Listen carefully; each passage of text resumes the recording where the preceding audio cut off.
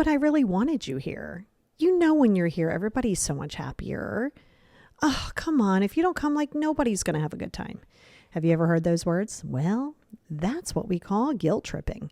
And guilt tripping is a massive form of manipulation. And we don't want you to fall victim to that. So welcome to this week. Hey, let's identify when somebody's guilt tripping you.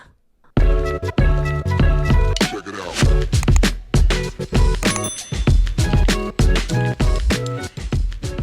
Hey, everybody, and welcome back to the Positivity Experience. It's your girl, Lori, and man, oh man, am I excited to be here. Over on the Patreon today, because the Patreon always complements this one, is going to be how you can check yourself, right? Because it's really easy to blame everybody else. They're guilt tripping, they're guilt tripping, but you know how I roll, and it's always that whatever I'm talking about to you, like for you, also pertains to you. So over there, if that's something that you're interested in, there's also a worksheet over there. It's going to really help you identify it. Like, oh gosh, am I guilt tripping? Am I being manipulative? It's not for you to judge it. As sometimes, you know what, you're not just this planning out manipulative guilt tripper. Like you just have to be aware of it so you can address it, so you don't continue that. But if that interests you, here in the show description, you'll see the link that takes you right to Patreon, or you can visit patreon.com/the positivity experience. So let's talk about it, because those three are what we're going to talk about today. And I'm going to give you some strategies in this podcast on to kind of be aware, A, of what's going on, and B, how you can protect yourself. And of course, we know it's going to be based in boundaries, right? Because you know boundaries are my most favorite thing on the planet, and they are really life-saving. Boundaries can really be life-saving on a multitude of levels, because it gives you the space to kind of take back that empowerment for yourself. And it's important that you do that, because a lot of times when you are being guilt tripped, you start to second guess yourself. You start to lose sort of that faith in yourself. So that's what we're going to talk about today, right? So I want to talk about the exaggeration. Okay. Let's talk about the exaggeration when somebody is guilt tripping you. Okay. They're going to use big words. Everybody. Always, never. You know how I feel about those black and white words where it's all or nothing. And that is an all or nothing way of approaching it. Right? So like I was using in the beginning, well, if you don't come, nobody's going to have a good time. What? I'm pretty sure everybody is not just there to see me. Like, I'm sure everybody else is going to have a decent time, right? So I'm just telling you this because I don't want you to allow this sort of guilt. Oh my gosh, you've taken this responsibility now, which goes into the sense of responsibility, right? And they're exaggerating that sense of responsibility. Somehow it's your responsibility, right, to make sure that this graduation party goes off without a hitch, or the dress rehearsal for the wedding goes off without a hitch. This is your responsibility for everybody to find happiness and peace. No, right? And now, side note from the guilt tripping piece of it, that's in general. If you're having a gathering in your backyard for a barbecue, just delegate. Hey, you bring ice, you bring drinks, let's all bring a dish. Like, don't take on this sense of responsibility of like, I'm going to do it all. You know, no, you don't need to do it all. But especially when you're talking about guilt tripping, and I need you to get very clear on the fact that guilt tripping is manipulation. There's no other way for it. Guilt tripping is manipulation. So if you're guilt tripping, if somebody else gets tripped, it's manipulation, right? People guilt trip because they want you to do something, or vice versa, right? Or you want them to do something. So if somebody doesn't do accordingly, and you think you're coming from this great sense of like, but I do want to see you, but I love you, right? Now that goes into the emotional appeal. I am going to appeal to your emotions. Now this works swimmingly if you are a people pleaser. You could be so tired, you can't even function. You can't even get out of bed barely. And they're like, oh, please, I haven't seen you in a long time. I had a rough week. Like, come on, you're lucky because you have people at your house. I live by myself. Like, I just want to spend some time with you. Okay, wait. Somehow or another, you made you spending time with me my responsibility to give you some sense of security. And then you're trying to make me feel bad because I don't want to do it. Right. And I need you to get really clear on that. Like, you have to realize, why in the world would somebody want to do that to have you begrudgingly show up? I would much rather you just say, I'm not coming. I don't even want to see you. I'm not coming. I'll be okay with that. If I get my feelings hurt, I'll be okay. I'd rather that than you come be miserable and sit with a salty face on your mouth, right? Like, no, like that's not going to be good. But some people just want to win the day. And this is the key. Well, there's many keys here, but one of the keys is don't judge these people. Don't judge the mom. Don't judge the boyfriend, the best friend, the other friend. Don't judge these people who are manipulating you. They're not in a good headspace, right? They're clearly, because listen, when you're balanced and when you have self-love and you're working on yourself, you are just like, oh, okay, it would have been nice to have you here, but good. Like, that's fine. Like, you don't even have to say all that. But I can see if somebody's like, oh, no worries. Well, you'll be missed. That's okay. You could say, oh, well, you'll be missed. Like, well, I'll miss you, but I get it. Have a good day. See how nice that is, right? What you can't allow is for these people in your life to use this emotional appeal to somehow or another make you question yourself to go, am I a good person? Well, again, it is not your responsibility for somebody else's comfort in what it is that they want from you if you're choosing to not do it. And again, I've said this multiple times, is not wanting to is plenty enough. You don't need to justify it or quantify it, right? Because this goes a little bit into, well, it goes a lot of it into that no being a complete sentence. You don't need an extra curricular. So I'm going to give you a scenario. Okay, we're going to play a scenario out. Your mom calls you. Okay, she goes, hey, are you first of all, she kind of doesn't even ask you. She just tells you, hey, Saturday for the barbecue, can you pick up some napkins and forks? Okay, there was no question. There was no asking. There was an assumption that just is going to happen. You go, oh, no, Mom, I'm not going to be able to come. Like, I'm just not available. Well, wait, what do you mean you're not available? No, I'm not available that day, right? Well, she's going to go this him and haw. Now, that's plenty. Now, she keeps it going. You say, hey, I'm a little uncomfortable with this situation and this conversation. I'm not coming and I'm not going to go into additional details for you. See, this is the assertiveness. We're going to talk about that because that's a tool that you're going to use. But let's, for all intents and purposes, say that you did. And you said, I can't because little Johnny has soccer and da-da-da-da-da. And Mom tries to him and haw, but then goes, okay, that's fine. Somehow or another, it has been approved. Your reasoning is valid. But if you go, I'm tired and I just want to sit home and watch television, and then now you've opened it up for debate, right? So now comes the guilt trip. So we know that this is an overstuff of boundary, but you lowered the boundary. Now comes the guilt tripping. Oh, well, okay. I didn't realize that Netflix was so much more important than me, but go ahead. All good. Go ahead. Enjoy your Netflix. I'll be fine. You don't even know how much longer I have here, but that's fine. If you want to watch Netflix, you go watch Netflix. What just happened there? What the hell just happened there? Well, first of all, let me tell you, there was a little bit of a sense of responsibility, definitely an exaggeration, and for sure the emotional appeal. Now suddenly you're supposed to feel bad because you're choosing Netflix. Now suddenly it was a competition that you chose Netflix over your mom. FYI, if you're tired, even if you're not tired and you don't want to go and you want to sit on the couch and you want to watch Netflix, go ahead. It's okay.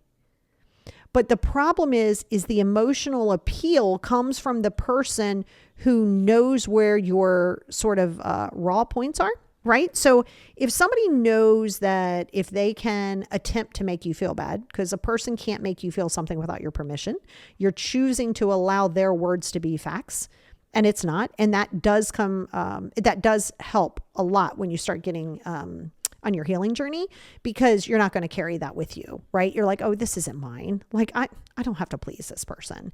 So I just want you to be very clear, because that is some serious manipulation, right? To say, oh, I'm so sad. Oh, I need peopling. So you're now my person. Well, no, that's not how this works. So I want you to be aware of it and know what it looks like. So that entire description is exactly also why you don't give somebody your, like, don't be passive aggressive. Don't be like, no, I'm just working late. Like, you're not working late. You just don't want to go. Now, if you're like me, you'd say, I'm not going to come. I don't want to come. But you know what? Let's get together next week, Tuesday. But not everybody may be as assertive or direct, right? So you just go, no, I'm not available, period. Your reasoning is valid to you. Don't let someone manipulate it and try to guilt trip you because you didn't show up. Or they bought you a present and somehow or another, you're not displaying the present how they want you to display. Like it becomes a whole thing. Guilt tripping can be about anything, not just showing up for something. Not calling, but I'm your mom. That's another manipulative tool. But I'm your mom, but I'm your sister, but I'm your best friend, but I'm your daughter. Okay. And like, what does that mean? That's great. I love you. I care about you, but I also care about me, right? And so you have to understand that when people are overstepping this boundary, they're not really respecting you, right? So it doesn't mean tit for tat, like you don't respect me, I'm not going to respect you, but it is your responsibility to protect your peace. And this is why assertive boundaries are necessary, right? So a good tool 1, is assertive boundaries. Now, this means you can't expect someone to just think about your boundaries. You can't assume they know. Well, they should know. Why? Why? Are they a mind reader? They don't know. They don't have to know. So don't assume that somebody has to know because you think that they should and it's quote unquote common sense. Don't do that. You're setting yourself up for so much stress for no reason. Okay. So a boundary, like I said, if somebody comes and they start with the manipulation, well, but I really wanted you to come. I just don't understand why you can't spend like 5 minutes. You know how happy you make everybody. Again, sense of responsibility. I do, hey, I will take a rain check, but I'm going to hop off here now. So I am going to let you go. I hope you have a great time. I'll talk to you later. Bye. We're not giving a lot of time for debate. Or, you say, hey, in the future, like I appreciate it. And I'm really, really grateful that you like invite me to your house. I appreciate you, but I don't feel comfortable at all when you keep persisting and you keep pushing because it really puts me in an uncomfortable position. But see, you have to be willing to have the uncomfortable conversations. Because if you're not willing to have the uncomfortable conversations, you're going to sit there and you're going to keep doing what it is that you keep doing and you keep showing up and then you keep getting upset and then you keep getting mad at somebody because you think that it's them who's responsible for you letting down your boundaries, but you were never assertive in your boundaries in the first place. So assertive boundaries are going to be important. So you need to be very clear that it's not about a confrontation. It's about setting and establishing what that looks like. Now, you can even take it a step further, right? But be careful because if you're not careful about this, it can come off very like ultimatum-y, and that's not good either. But you could say, hey, and if it does continue to happen, I'm just going to have to like really distance from like our relationship for a while. That's fine. Just don't go, well, and if it happens again, I'm just cutting you off. Like, what? No, that's a little victim-y / manipulative. There's a combination that comes into play. So you don't want to do that, but you say, hey, listen, it really does make me uncomfortable. You don't repeat this 5 times and then do it. You say it 1 time. Okay. Really makes me uncomfortable. And like in the future, if this does happen again, just listen, just respect my no. And if not, then, I might have to take a step back a little bit. But so you can say, you have to understand one of your biggest issues is you're too afraid of being rude or hostile or being told something. I have said this before. When people don't have confidence or they don't have boundaries, they are going to look at confidence as arrogance, and they're going to look at boundaries as assertiveness as hostility or rudeness. You can't control that. If you're worried about setting boundaries and being warm and fluffy, you don't have to go out and intentionally be a jerk. But if you say something and somebody gets offended by it because you set a boundary, yeah, that's not your responsibility. Okay. Very, very important for you, right? Because if you don't set assertive boundaries, then you're just constantly, the moment you start repeating your boundaries, you don't have boundaries. They're not overstepping them. You're not holding them. Nope, nope, nope. And you're just repetitive. That's not a boundary, and here's the thing. Stop taking responsibility for other people. Now, this is a big one that I still even catch myself. I got to check myself. I can't want something for you more than you do, right? So, I have clients all over the place. If that's ever of interest to you, the link's right here in wherever you get your podcast. But I can see like, oh, if you do this, right? It's not a control. I'm just saying, because I've been doing this so long, I'm like, man, if you do this, this could make this relationship easier, your move easier, do this, do that. And I have to check myself and go, wait a second, I'm not responsible for you. I am not responsible for you and your actions. I'm not responsible for wanting something more than you. Now, this is going to be important for you. You want that person to get therapy. Well, you can't want them to get therapy more than they want therapy. You can't want that person to, I don't know, go to a special class in college more than they do. Stop wanting more for somebody else's life, including your adult children, including your parents. Stop wanting more than they want.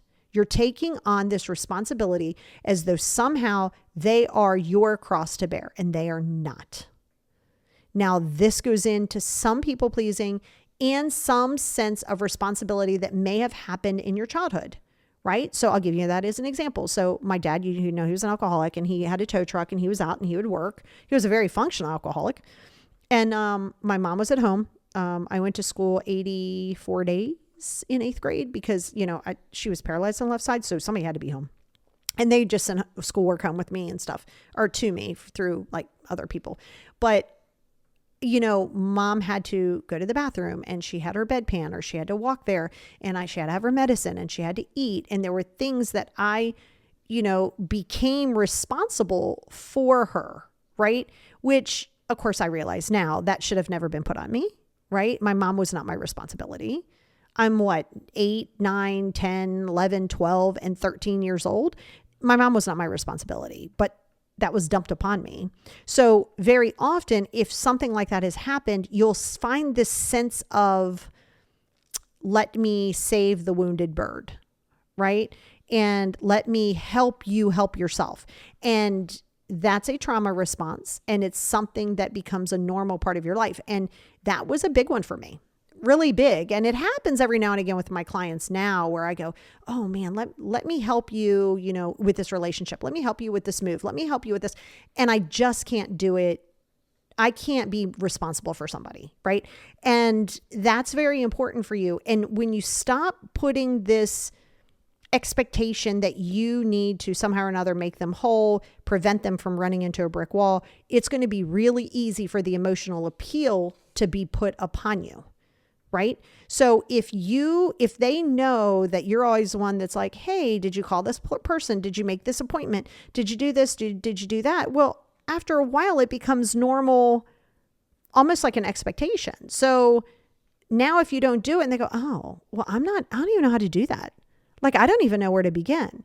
Well, suddenly you go, wait, I'll save the day. I got this. So the moment you don't do it, you're almost guilted in it, without them knowing they're guilting you in it. So it's a whole big thing, because people's happiness is not your responsibility, including your adult children. You got to stop not letting people hit the wall. You got to let them hit the wall, because if you get abducted by aliens today, they're still going to have to figure it out. So if you do something for everybody and then suddenly they have to do it, you're not helping them. You're actually creating more of an issue for them.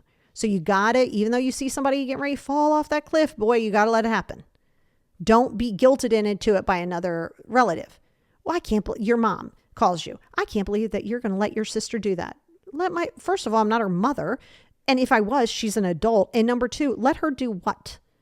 It is not my responsibility to worry about how her relationship is. Obviously, if it's violent and dangerous, you still call 911, or you do that part of it, but you don't go try to save the day for her.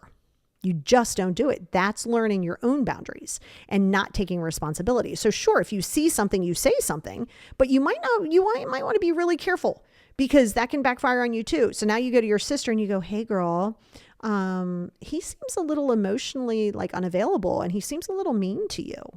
You're like, do you think this is smart? Well, what do you mean? You're just not happy for me. You're like, okay, well, I just went to help you, and now I just got my face smacked, right? And so that's why you have to understand not everybody's going to be ready to receive any information that you give, and they're only going to see it from their perspective, especially if they're in a trauma bond, or, if they're not in a trauma bond. You know how you start dating somebody, or you're new friends with somebody, and all of a sudden there's some red flags, but you're like, no, those flags were there before me. I'm different. Those flags aren't going to be there for me. No.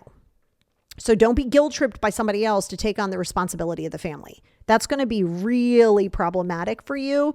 In turn, you're going to keep up that trend, and you're going to dump that upon other people. Now, that goes into the next thing, and that's staying calm. Okay. It's so funny because, I deal with so many different people in so many walks of life. And sometimes a lot of narcissists might be kind of ordered to come see me in many different ways. And, they get really nasty and really short fused. And, when people are being manipulative, and let's say they are a narcissist, but let's say anybody, they're being nasty and they just want to hurt you because they feel hurt. So hurt people, and they want to hit you below the belt and da, da, da, da, da. Well, you don't respond. You don't react, you respond. So you don't react out of anger. I've literally had people yell at me, and it wasn't even about me. It was about them, stuff that they were going through. And this is back in the day when I'd do in person and they'd be yelling. I mean, full on yelling. And I'd be like, okay. And they're but yeah, you don't understand. I'm okay. I'm going to let you talk. I have zero desire to win the day. See, when you drop your ego, this is really going to help your guilt tripping. This is really going to help it. You don't want to always just sit there and call somebody out and be like, you're guilt tripping me. Oh my God, you're being manipulative. Now you can say, hey, I'm not going to entertain this conversation, or hey, this behavior with me is unacceptable, period. You don't need to go into all of those things, and I'm going to talk to you about that because the I statements are extremely, extremely important when communicating, but we'll talk about that next. But the art here is you can't tell me that people trigger you, right? Because we know people are, listen, I got it. I used to be triggered by every human being on the planet, it felt like.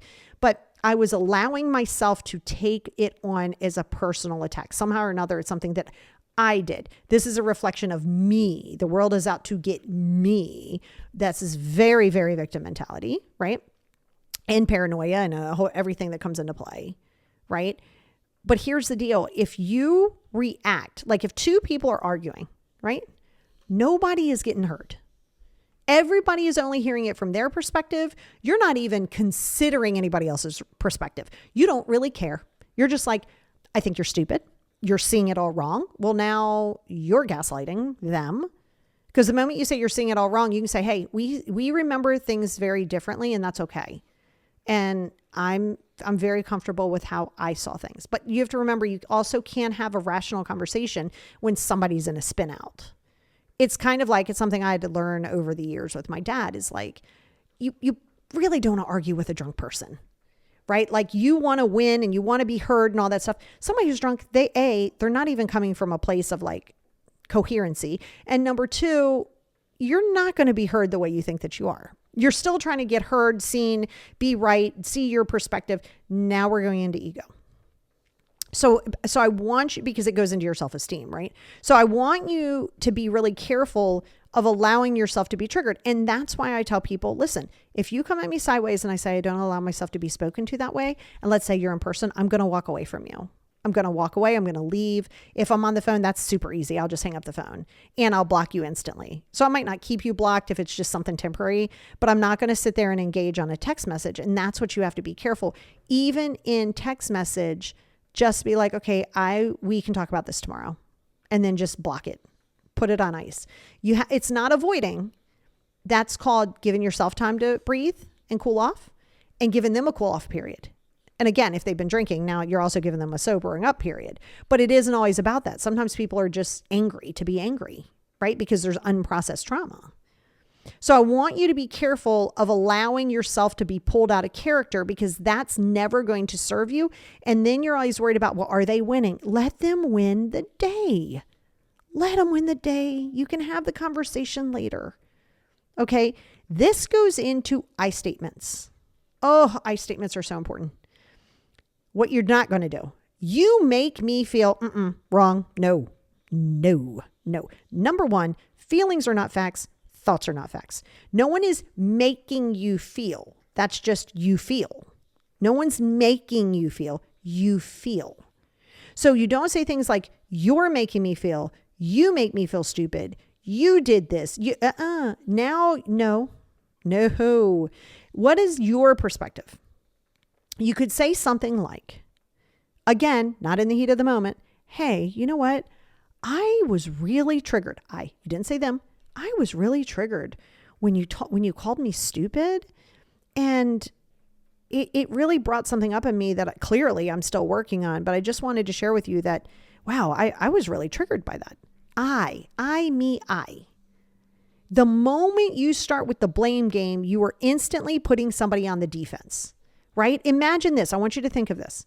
Somebody comes at you sideways. You did this and you're so stupid and da da da. Are you really going to like, and now you could do that to me and you're just going to talk to a blank space. But like, if you're in the middle of an argument and somebody's saying that to you, are you going to really see that side of the story? Or are you going to be too worried about defending yourself and letting somebody see your perspective?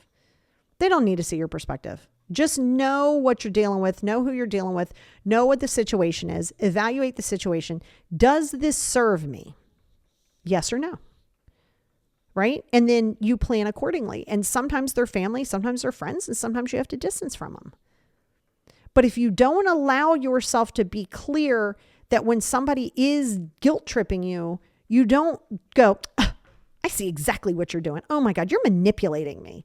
Okay, well, anything that you're going to say now is just a moot point, right? Because now you're coming at it sideways. It's the same thing. I use this example a lot. I don't believe in fur, not real fur, fake fur. I'm here for it.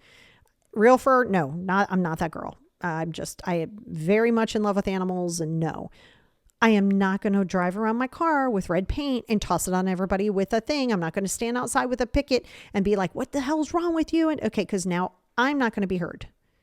I'm not making any kind of I'm making an emotional reaction. It's an emotional reaction. I can't do that. I'm not going to be heard. Now, anything I was going to say is nullified because now I look completely over the top. I look a little on the crazy side, right, to some people. And now anything I say isn't even going to be heard.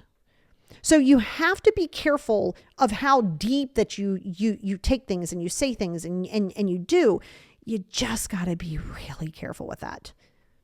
Because the moment you say you did or you made, you got to check yourself on it. Now, just because you say, I feel a certain way. Now, this is important. This is really important.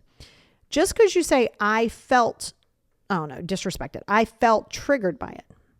If the other person did not intentionally do it, but they were really they were assertive and they want to stand by that, they do not have to apologize.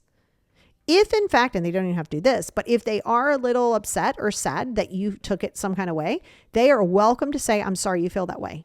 They should never apologize, nor should you ever apologize just because you say this is how you felt and you expect them to do that. Because now that goes into you, and we're going to talk about that over on the Patreon, that goes into you being the guilt tripper, right? So you got to be really careful of that. Now, the last one that I want to talk to you about is, of course, self-care. It's self-love and self-care. Removing yourself from a situation and letting someone have the last word is perfectly fine. Silence is golden. And sometimes removing yourself is the most emotionally mature thing you can do. And I have a whole bunch of stuff coming out on emotional maturity. Took me a long time to get there. But once I've had it, like I said, I will let you win the day every day. Go ahead, you go in. I'm not going to mess with you. Like, you're fine. And it's funny. My close circle, they know if I'm like, no, I'm not going to do something. I'm not gonna, but I don't want you to give me additional feedback either. And I'm definitely not going to guilt trip you. Right. So again, I want you to be in remembrance of you are your priority. You are in control of your peace. Stop looking at things as though they are happening to you. Stop taking it personal. Because then that's going to be problematic. And what happens is when other people are doing that, they project that onto you. Okay. So that's what's happening. When people are guilt tripping, somehow or another, they're putting that onus and that responsibility upon you. And it is up to you to, that's not for me. And you got to be assertive. So we're going to work on some assertive boundaries in another time, but you got to be assertive in your boundaries. I didn't say a jerky, but it is going to come off that way to some people, and that's okay. Right? Just, hey, this is it. And sometimes if you're not clear on what their boundaries are, like if you're like, is this a boundary for them? Ask them. That's how communication works. Don't assume don't assume this is going to make this person mad. This is going to piss them off. You don't know that. You don't know until you ask the question. Hey, what is with your time? What are some boundaries that you have? Because I want to be aware of them. Because sometimes you could overstep a boundary that you don't even know that you're doing because you haven't even asked about the boundary. And this is why it's important for you to articulate your boundaries, because people are not mind readers. Like I was saying in the beginning, you can't expect them to just do as you would. No, we're not doing that. So I want you to breathe. And I want you to remember that you are not there to make everybody emotionally happy. You're not. It's not your responsibility. Don't let the exaggeration, don't let the emotional appeal, and for surezies, do not let that sense of responsibility and somebody's peace and happiness and joy fall on you. Whether you're in a relationship, a friendship, a parental relationship, doesn't matter. Okay. And yeah, so I'm going to continue this on Patreon. We're going to talk about you not being the manipulator and guilt tripper in this case, because it is important. It's important that you have your own self-awareness, because it's great. And it's real easy to point and go, you, they, but it could also be me. And so it is good to be aware of it, not out of shame, but out of awareness, because you can't really improve anything until you're honest, until you're aware, right? And again, assertive boundaries. I think a really good one is number one is I don't allow myself to be spoken to that way. You can use that. And number two is, hey, you know what? I'm uncomfortable with this conversation. Like if it's the constant why, I'm uncomfortable with this conversation. And, you know, like I said, and please put this in your words. Don't just take my words, like make it you, in something to the tone of like, hey, you know, like it makes me really uncomfortable. I really don't want to have these conversations every time I tell you I'm not coming somewhere. And if it does happen, I think maybe it's best that I pull back some, just, you know, while I'm working on, you know, you don't even need to go further than that. But just a few little ones, but you got to be assertive and you got to stop thinking, how is it going to be perceived? Because they're not asking, how are you going to perceive them pushing? They're not like, actually they are. They're like, yeah, because then they'll respond the way I want them to. It's not about a winning game, but it is about protecting your peace. Check it out.